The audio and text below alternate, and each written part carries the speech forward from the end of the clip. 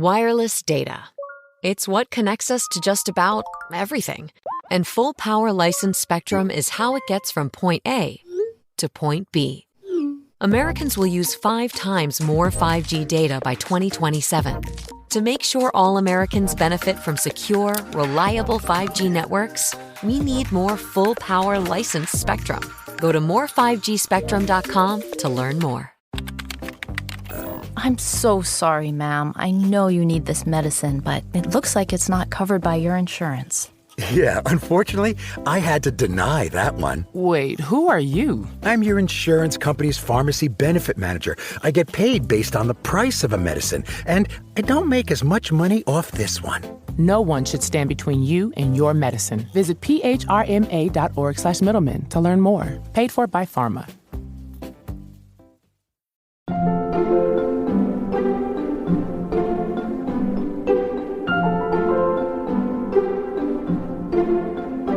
If you think that Me Too and other reckonings fixed the entertainment industries, you are very mistaken. And there are reasons to have hope, but the industry very often mistakes identifying a problem for solving it.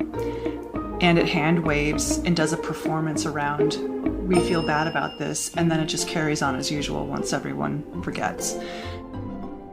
Welcome back to Working. I'm your host, Nate Chinen. And I'm your other host, June Thomas. June, whose voice did we hear at the top of the episode?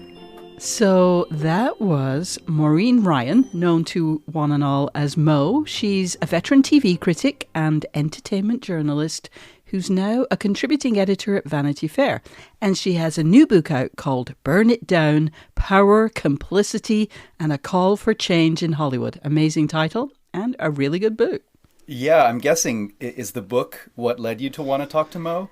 It is. I've known her a long time and I've been reading her for ages, and I've been really struck how over the last few years she has pivoted away from criticism toward writing pieces that expose abuses of power in the TV industry. That's the topic of this book, and so I wanted to know the nuts and bolts of how she does this kind of reporting. And as usual, we will also have some bonus conversation for Slate Plus members. What can they expect to hear?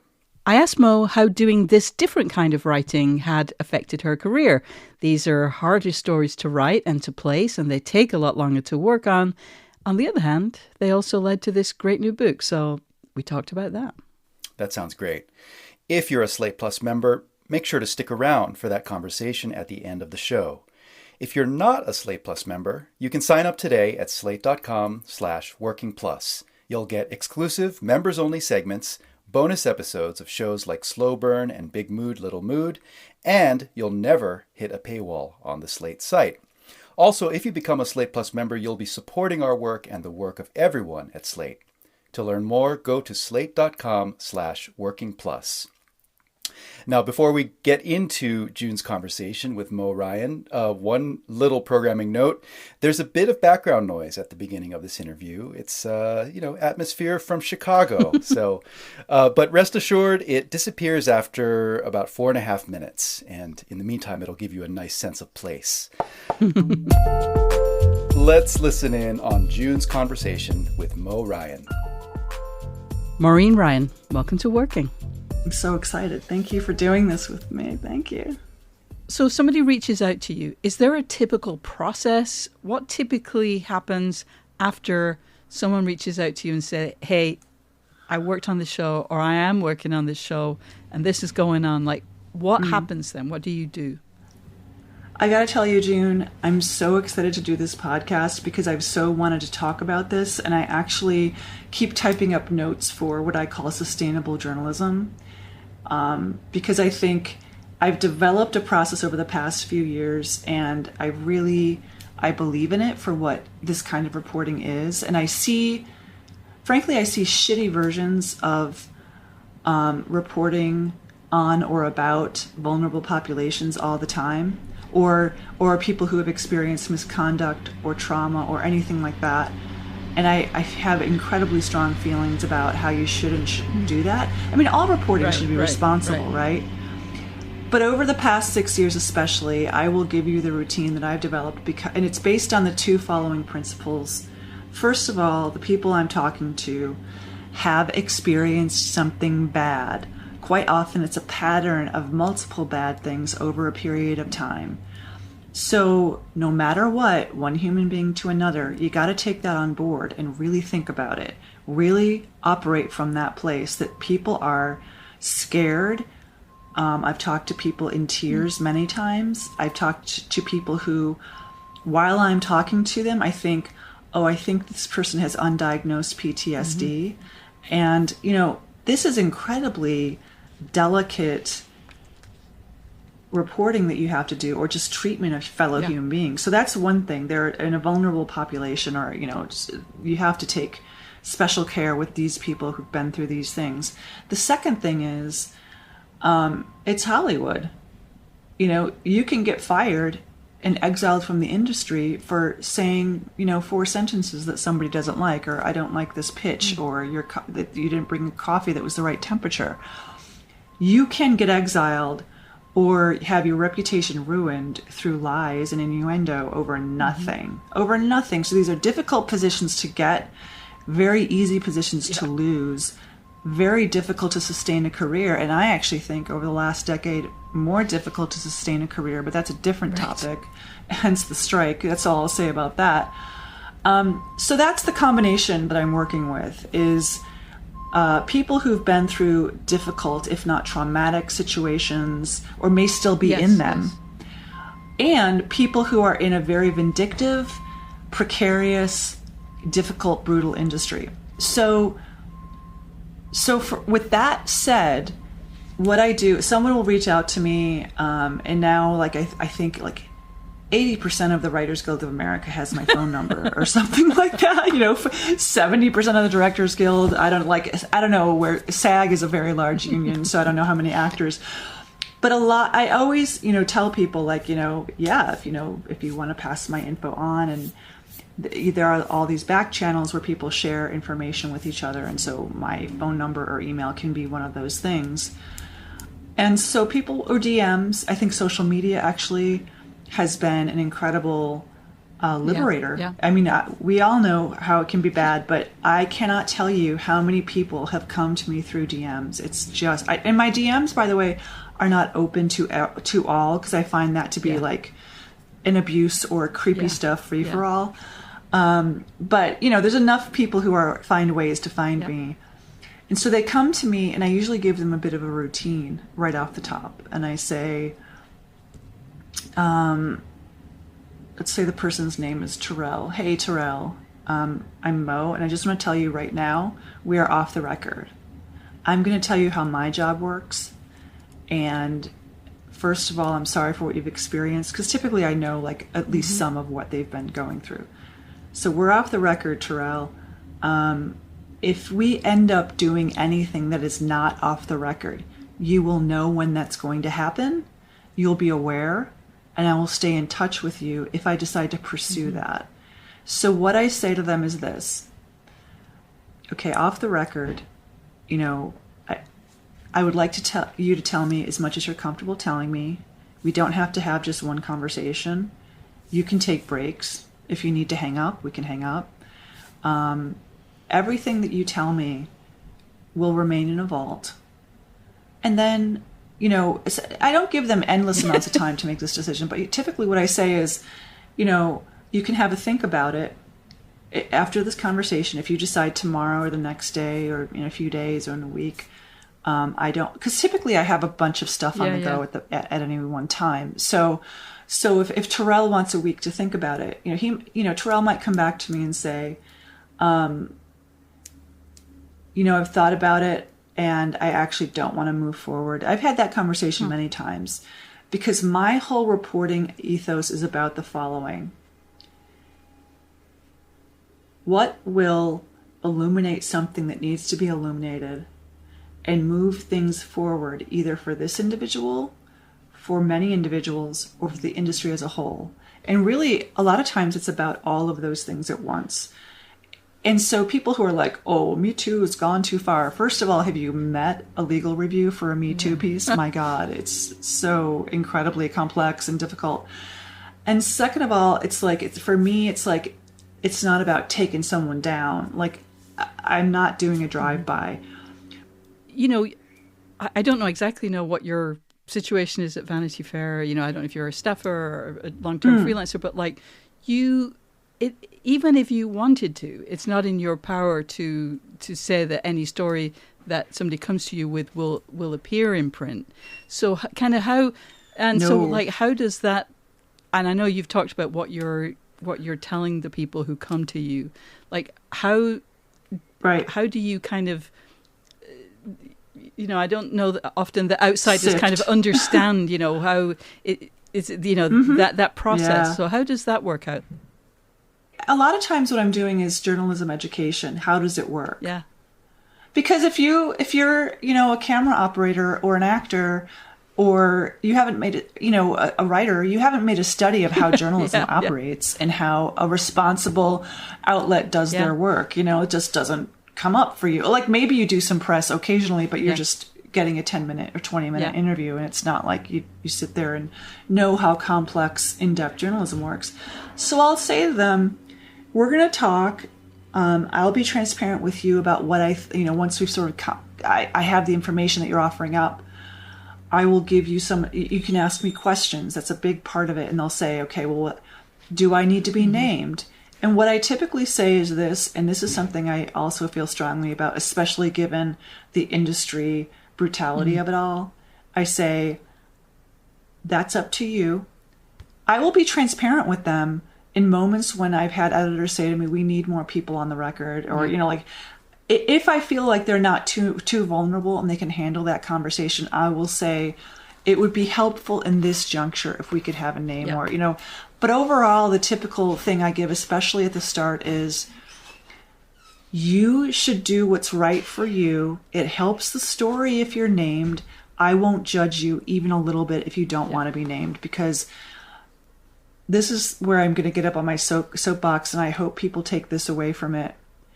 If I coerce, bully, shame, or manipulate my sources, how am I any better than the people who are running roughshod over them in the jobs that they have? Like, because I've had people say to me, and I feel like they think I'm going to be disappointed in them. They'll, you know, Terrell goes away and has a think. It says, yes, I want to be part of a story. I can supply you with 5 other sources, and then those people will typically supply me with additional people. I don't want to be named. And I'll say, okay. And I feel like they think I'm going to kind of shame them or say something. And I'm like, nope, no. And the thing is, throughout the process, let's say that Terrell gave me a tip. We did our interview, and I have information from him that I'm corroborating with other people. And now I have 20 sources. Later on, because I keep in touch with sources. There are people I talked to for the book probably 30 times. You're like, I'm not... And that's the time-consuming nature of this. You know, I honestly, the people I meet are really interesting and very oftentimes inspiring. But you know, it is time-consuming. But I'll say to them, "Hey, Terrell." So Terrell will then, by that point, know within his community or that workplace, a lot of other people are going to talk. And maybe because I've been reaching out, that person has already been fired. So maybe Terrell is like, you know what? And he'll say, how many other people are going to be named? And I'll say, at this point, 7 other people. And so he might change his mind, or he might not. So what I try to do within the story, the reporting process, is give people a sense of agency and a sense of transparency and accountability. And now, of course, you know, I can't tell Terrell who else is going to be named or what they're going to say. I mean, there are certain things I can't divulge to other sources. And, you know, ethically speaking, I try not to, you know, do things that are questionable or that makes sources think, oh gosh, is she running around town telling other people that I'm working with a journal? Like, you know what I mean? So I try to sort of keep things siloed to the extent they need to be. But I'm very honest with them also about, and then they feel I find a sense of investment. So if I say, look, the section of the story that we talked about this topic to do with this toxic workplace, I don't think it's going to make it in because of X, Y, and Z. The lawyers have said this. And so, to some degree, I take them behind the curtain, again, to the point where it's of interest to them.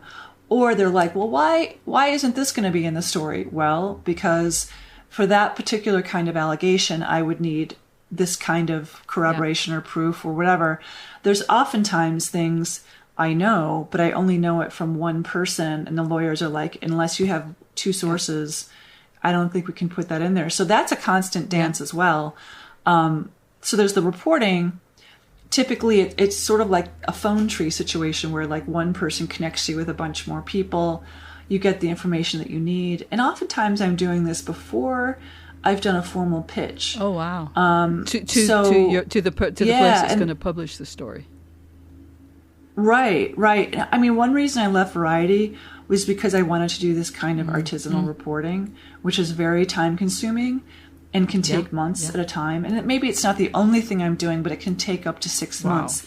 And as you know, like that pays incredibly well to be like a lot in-depth reporter on a freelance basis. Sure. We'll be right back with more of June's conversation with Mo Ryan.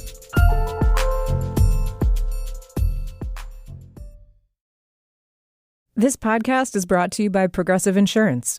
Whether you're driving, cooking, or doing laundry, Progressive knows the podcasts you listen to go best when they're bundled with another activity, much like how their Progressive home and auto policies go best when they're bundled. Having these two policies together makes taking care of your insurance easier and could help you save too. Customers who save by switching their home and car insurance to Progressive save nearly $800 on average. That's a whole lot of savings and protection for your favorite podcast listening activities, like going on a road trip, cooking dinner, and even hitting the gym. Yep, your home and your car are even easier to protect when you bundle your insurance together. Find your perfect combo. Get a home and car insurance quote at Progressive.com today. Progressive Casualty Insurance Company and Affiliates. National average 12-month savings of $793 by new customers surveyed who saved with Progressive between June 2021 and May 2022. Potential savings will vary.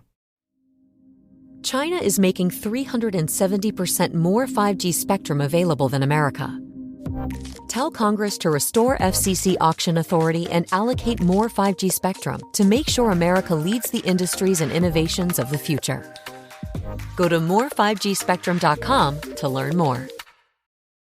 Listeners, we want to hear from you. Every other Thursday on Working Overtime, we answer listener questions. So please tell us your creative challenges and let us help you out. Drop us a line at working@slate.com, and you can also send a voice memo to that address. We just love getting voice memos. Or you can give us a ring at 304-933-WORK and leave a message. And if you are enjoying this episode, don't forget to subscribe to Working wherever you get your podcasts. Okay, back to my conversation with Mo Ryan. You're speaking with your sources from a position of trust, from a position of, you want them to know, to have faith in you. But obviously you also have to corroborate their story, which, as we know, is very tricky. The power imbalances are profound, but obviously you do have to do due diligence.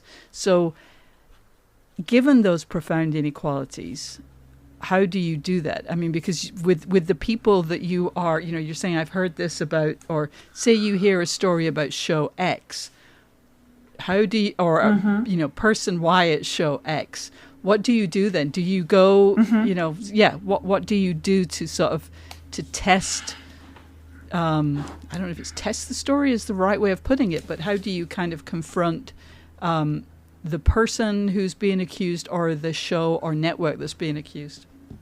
Well, that's actually a really tricky part of it because, just to sort of answer this in a couple different ways, one of the things that is very beneficial about having covered the industry for 30 years is that if someone I've known for 20 years comes to me and says, there's a really bad situation happening over here. And here's a funny story. Once I was doing a story, a lot of people were really scared. This one person kept going to their car to talk because the person that they were and then I eventually did a story about was still in employment there. And I eventually said, is this Susan? And I figured, because she hadn't been using her name, and her name is not Susan, but I was like, I figured out who it was. And so then it's like, part of the credibility comes from, and I've had to prepare lawyer memos like this. Of the 18 sources in the story, how long have I known them? Why do I find them credible? And so that's a huge part of it. And with the book, I talked to some people I'd only met last year. So I'm always trying to, if I'm doing new reporting on a topic or a person, I always try to find some new sources so I'm not just relying on the same old stuff. But some people who are in the book I've known for 25 years or more, so a lot of it is about how long I've known them. Do I trust them? Has their information checked out in the past? And by the way, I do want to get to going to the person who's the subject of the story, but I just want to talk about briefly that the hardest part is something that you kind of alluded to. And that is being a good listener, understanding that people are recounting things that caused them a great deal of psychological pain or damage and emotional trauma, perhaps. So it's about holding that space and being compassionate, but also being a reporter in that moment. Knowing when to say, okay, but do you have a date for that? Do you still have that text? Yeah. And who was with you at the time? And knowing when not to do that. Do you know what I mean? Like, okay, like, Terrell, we're going to take a break for today because sometimes I'm just wiped, Yeah. So maybe sometimes I'll talk to someone and then I'll shoot them an email the next day of like, I'm still unclear about this part. And I actually weirdly love the fact-checking process because people often provide more context, provide more information that makes the story richer and deeper. But typically when I'm going out so what happens is I do the reporting, I gather the information I'm going to use. Sometimes if there are stats or experts or anything of that nature to include, I try to have that all in hand. And it varies. Sometimes I typically haven't handed in a draft, but maybe I've given, my editor kind of some idea, at that point it's a commissioned story and they want it, So what I do then is I typically, if I have the email or any kind of contact information for the person in question who's at the center of the piece, I will reach out to them with a list of questions. And often they're quite specific and they're based on my reporting. Because what you want to do is have all your ducks in a row and then go to either the person in question or to the PR teams. Typically what happens is that you can hear people freaking out. Like I live in the Midwest of the US. So like from 2,000 miles away, I can hear like the massive, we have to have a meeting about this. So whether or not I email the individual, typically who comes back to me is studio PR, corporate PR, or if I've gone to someone's reps, sometimes I go through their agents or PR, their personal PR. And sometimes, typically what happens is I hear back from a lawyer who was, hired within the last 36 hours. And now I kind of know the range of people who get the call. There are some people in my inbox quite regularly. So at that point, then the spin game begins, and a lot of people, PR and lawyers, call me up and they do this thing that is now, it's not one of my favorite things, June, I'll tell you. They call you up and they say, can we just talk off the record? And what that is the spin zone of like, this never happened, and my client is, does a toy drive every year, and the allegation of my stories is never, or the central fact of my stories is never this person is an ogre all the time. It's never that, but it's that typically it's in some way or other, this person or these people abused their power in a way that systematically harmed others. And what I focused on more and more is who around them and above them at the studio and network enabled it and looked the other way. Yeah. That was actually something that blew my mind, like, because I feel like I know what these stories are about. I kind of know what to expect. But there was something that appeared in your book that just, I was like, why have I never thought of that? And it was something you said, and that Sarah Rodman mentioned of, like, why does the industry treat journalists like janitors? Why do journalists have to come along and go through their trash and find their, whatever they've been doing, like these billion-dollar industries, and it takes some poorly paid journalists, because every journalist is poorly paid. What is that about? Like, that is bonkers.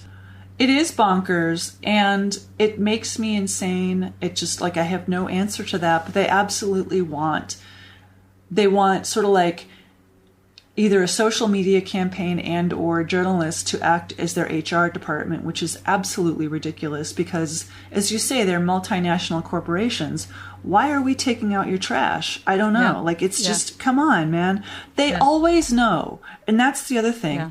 Yeah. Oh, well, this, can I just tell you, I wrote about the departure of Glenn Gordon Caron from the show Bull. And I, as is publicly known, the actor and producer Eliza Dushku encountered a situation there and alleged harassment and enabling by the showrunner, and then walked away with a $9.5 million settlement. And what I find wild about that, and actually completely believable, sadly, the reason she was able to garner that settlement, from what I can gather, is because CBS's materials, they're like, oh, look, they were sending over clips and, video and scene moments that were filmed by the camera crew.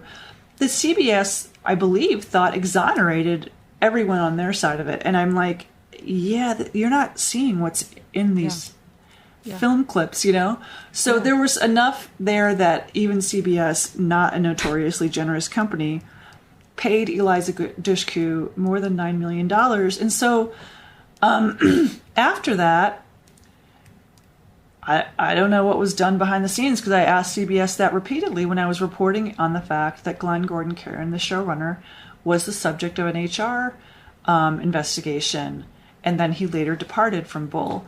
And I'm like, you can go back and look at the coverage of Moonlighting, and I did, and it's like, oh yeah, the scripts are late, it's a chaotic production. And what I found really interesting about that was the way that everything was coded. Sybil Shepherd was coded as difficult, a difficult woman. Bruce Willis was coded as the fun-loving bad boy, the charismatic rogue, because his career was blowing up at that time. And then Glenn Gordon Caron talked openly at one point. He said, oh, well, I was no picnic for ABC to deal with and the network. He essentially was shoved off running his own show, this legendary show that he created. And so it's like... And so he was the showrunner of Moonlighting. He was the showrunner of Moonlighting, and then years later I was reporting on him for Bull, which kind of broke my heart, because Moonlighting, for critics of my generation, is a big deal. And so I just feel like this whole idea that, like, oh, golly, how could we have known? I'm like, I don't know, read the guy's press clippings from the past 30 years. Yeah. But you just said broke my heart, and that was something that, again, maybe this is just so sentimental of me, but Mo, I know that you're a very professional journalist. As a critic, you were always very professional, but I also know that you were one of the earliest critics that, like, put your heart out there. You always knew which shows you loved, Yeah, and very much. Spartacus, Lost. And, just I could name multiple shows, Battlestar Galactica, many, many more, but Lost was one of them. I remember going to Chicago one time, the day that the last episode of Lost had aired, and you were on the cover, the front cover of the Chicago Tribune, and you clearly loved that show. Yeah, and I did. There's a whole chapter of the book about all the shit that went down on that show. And I just think, like that must hurt you more than just... this is hurtful because this is bad shit happening to good people. Like the we care about Hollywood more because we bond with these shows. Yes. Absolutely. And I think that I thank you for saying that, honestly, because I do think I'm a sort of heart-forward critic or writer, and I do care. I wouldn't do any of the criticism I did, or the feature writing, or the reporting I've done if I didn't care. You know, I'm just very much engaged psychologically by what it is. And I think television in particular, and the televisioning, or the 22 episode seasons and so forth, that I feel I came up with, and a lot of us came up with, that really fostered this sense of emotional connection that was so deep and so rich, you know. And even though, you know, something like Mad Men or Breaking Bad, it was like 13 episode seasons, you still felt like the psychology of the characters and the emotions that this piece evoked in you were it was all so important. So it was really, and so the thing is, what I had to do is pick apart my own assumptions, and that's really what the Lost chapter was. It was, I had heard for years that it was a difficult writer's room. What did I think that meant? And the thing is, you know, I didn't know what I knew. I did an anniversary podcast about Lost in 2019, and Damon Lindelof and Carlin Hughes came, and once again, they gave me an interview, or gave me and my partners an interview, and, you know, I don't know what to do about the fact that I lead with my investment, so to speak. You know, like I did and I do, and I don't want to not be that person. But it absolutely broke my heart what I learned about Lost. Like when I sit down on that path to really dig into what occurred at Lost, because, you know, if we're going to delve into what occurred on Lost, can we make something useful out of that? And that's what's really heartening about the response to my book. Is I know that as writers, we've all had this experience. You put something out there in the world and it was not received the way that you had intended. And you're like, oh, wow, I screwed up, or like I didn't explain it right, or I didn't do it right. And I think they're not ready, or they didn't want to hear it, or it just went splat and nobody paid attention. So with this book, what's so heartening to me is that the creative community in Hollywood and the audience for the works that they create are of the same mind, and that abuse of power should not be routine. People should not be systematically and institutionally harmed in order for film and TV shows to get made. If you don't want your phone to be made by 10-year-olds who are being abused, you also don't want your spy drama to be a place where people were routinely bullied and psychologically intimidated to the point where they had mental health difficulties, you know, like, and by the way, underpaid wildly. So I think that's what's so heartening to me, is that we've begun this process of, I don't think that reflexive hero worship in transference of, well, you know, if someone made a really good film, the qualities of that film must be within that person. I mean, I do think that Johnny Depp has given some wonderful performances. Do I think that the characteristics of those good performances transfer over into how he conducts himself? Not so much anymore. So I think we're starting to do that.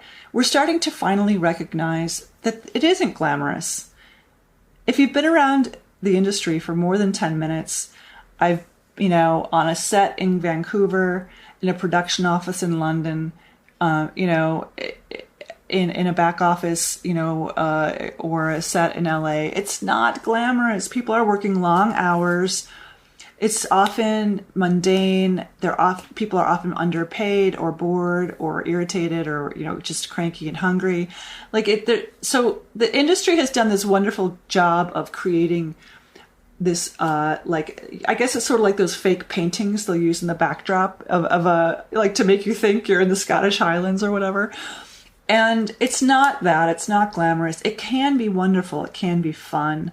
It can produce cathartic, funny, silly, amazing, moving entertainment. But it's a workplace. And that's really, like, I talked to Damon Lindelof, and a couple of years ago I talked to Jeff Garlin. And whatever you think of how those conversations went, we need to have that conversation.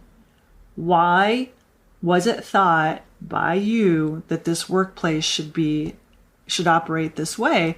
And I do think that there's some utility into people grappling with it. And in the book, I'm grappling with it that at length at 400 pages, because the book is not, 400 pages of me telling you what not to watch because that person is bad. I don't care. Like, I can't answer that question. It's much more like, this is hard stuff. Let's really get into it. And also state some things plainly, which is abusing people is wrong. Let's not do that. Well, let's leave it there, because I think that's a great place to end. Maureen Ryan, author of Burn It Down, Power, Complicity, and a Call for Change in Hollywood. Thank you so much for joining us here on Working. We could have talked all day. We could have. Thank you so much. This was amazing. I appreciate it. Coming up next, June and I will talk about how a reporter's feelings about their beat can shape their work. All that and more after the break. I'm so sorry, ma'am. I know you need this medicine, but it looks like it's not covered by your insurance.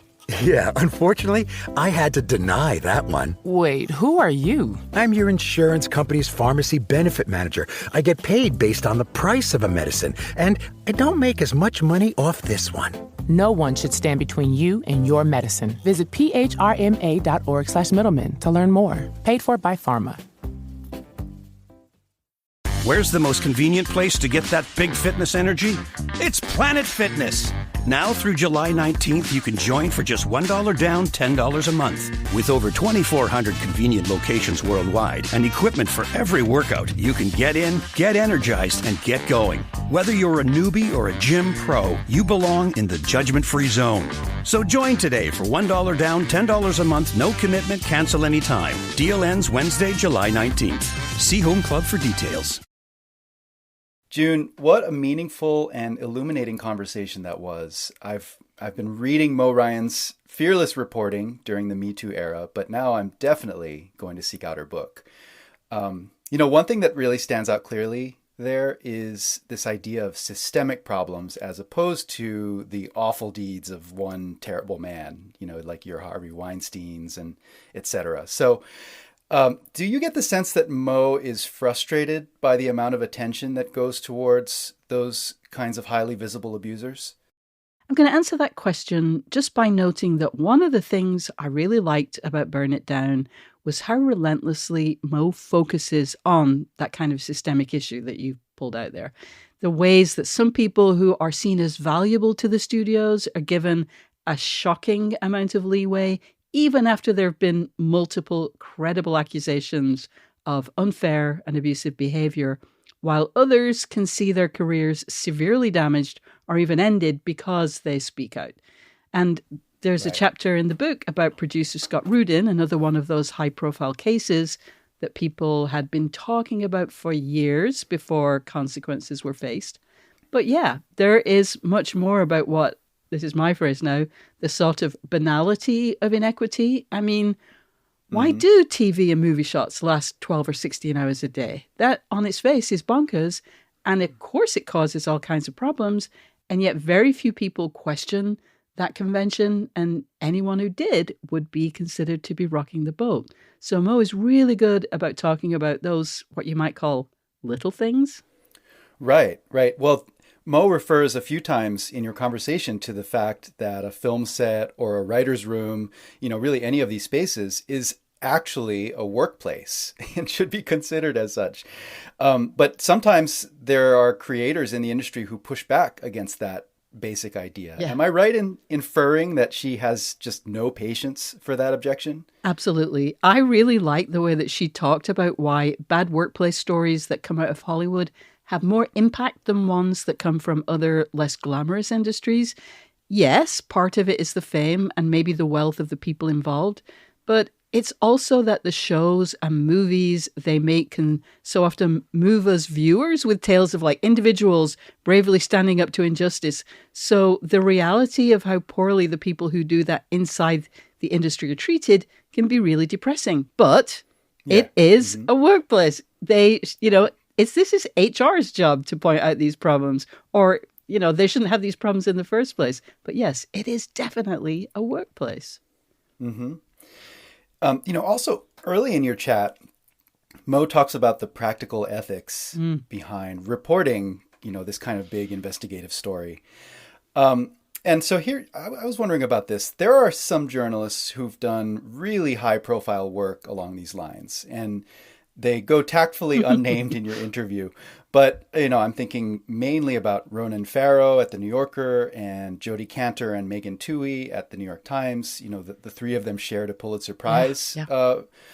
How would you characterize Mo's approach as distinct or different from the methods of these and other colleagues? Yeah.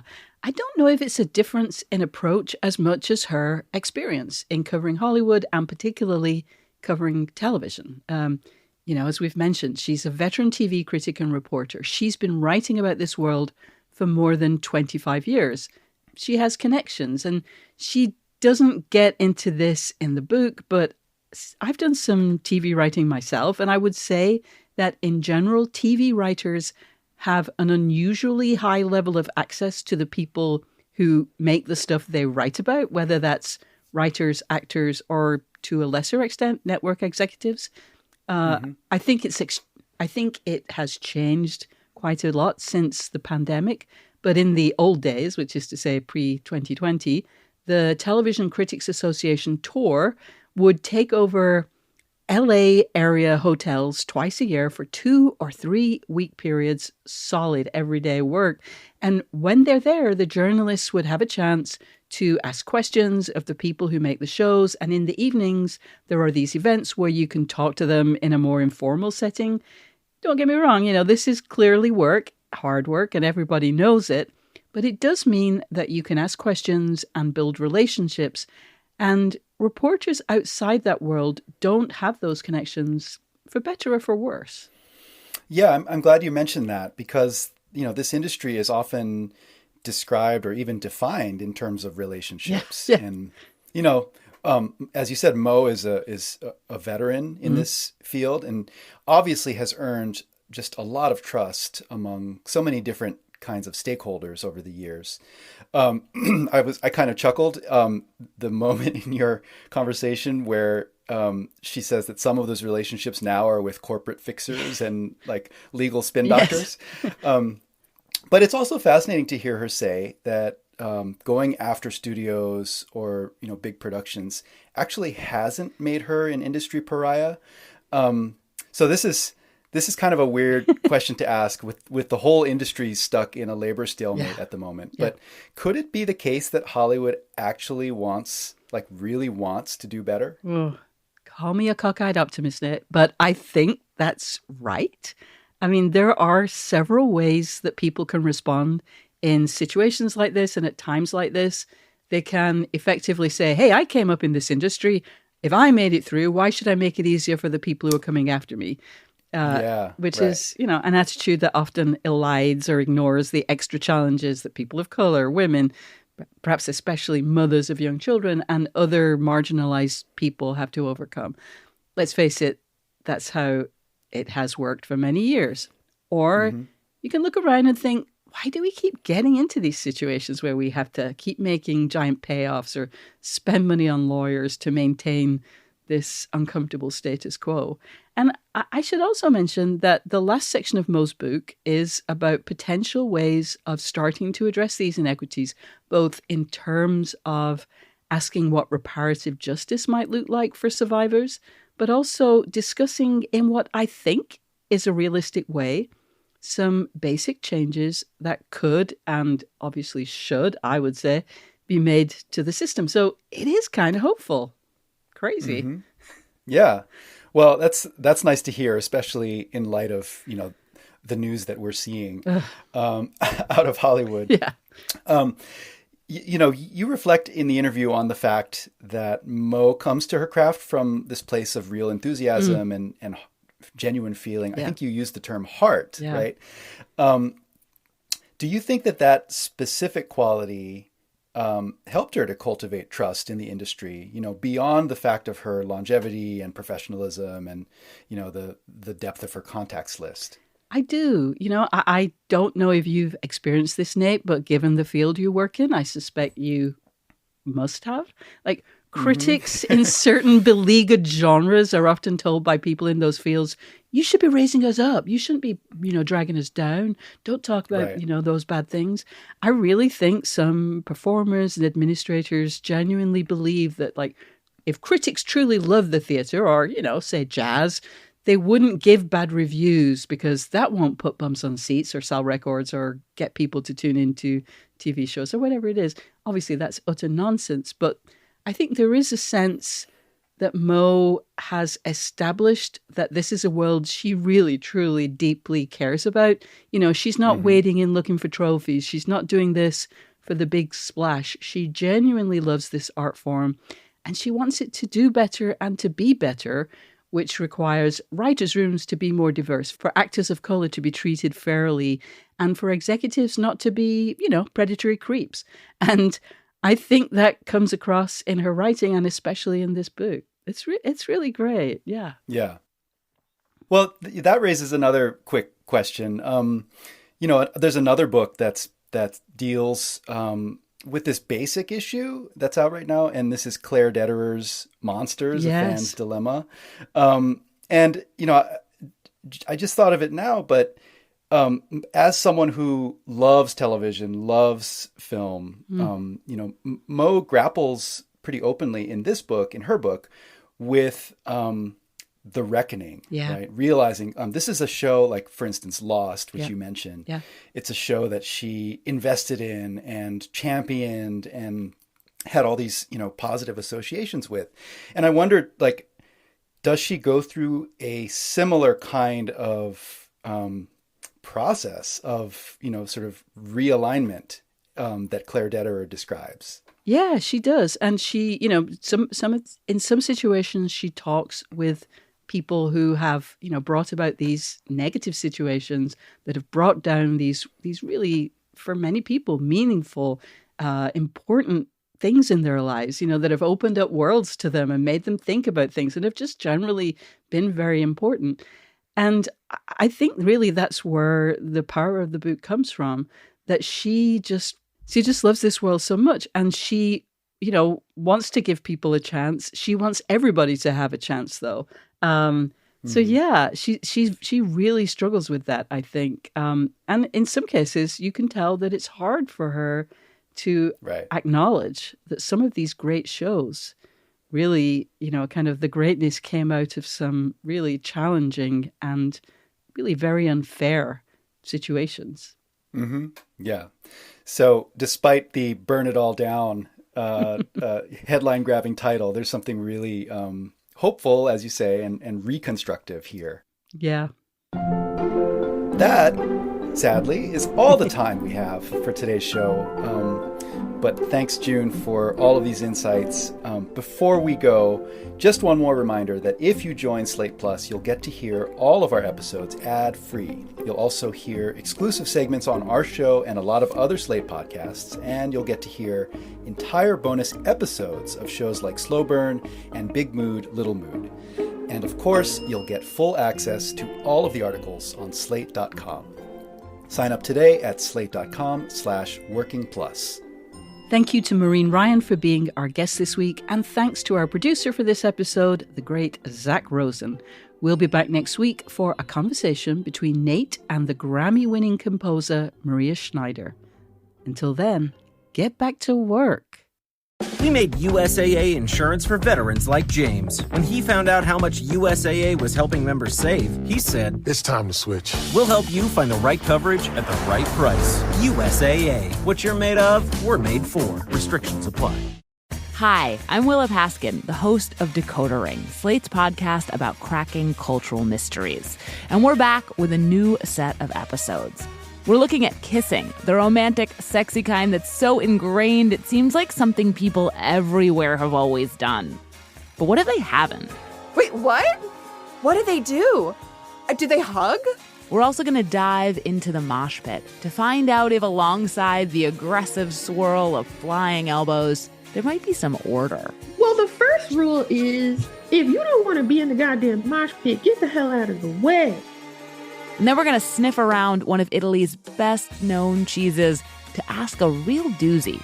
where is the most authentic Parmesan in the world being made? If you want to eat the original Parmigiano like our great-great-parents used to eat it, you have to go to Wisconsin.